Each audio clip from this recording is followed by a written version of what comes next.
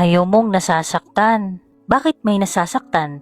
Dahil sa'yo. Galit ka kapag binabastos ka, pero minsan may nasasabi ka rin na nakakasakit. Ayaw mong niloloko ka, pero may pagkakataon na hindi ka rin naging totoo.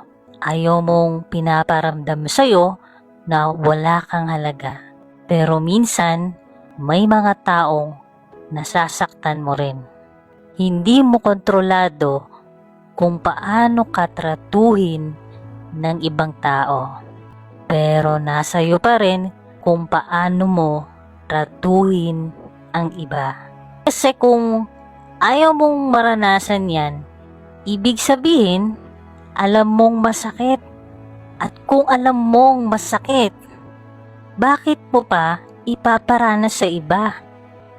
Kaya tandaan mo to, hindi mo kailangang gumante para maging tama.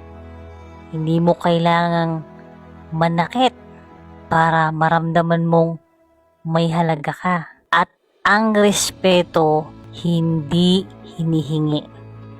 Ipinapakita yan sa mga actions mo. Kahit hindi ka tratuhin ng tama, piliin mo pa rin na maging maayos. Next time na may gagawin o sasabihin ka, isipin mo muna kung gagawin to sa akin, kakayanin ko ba?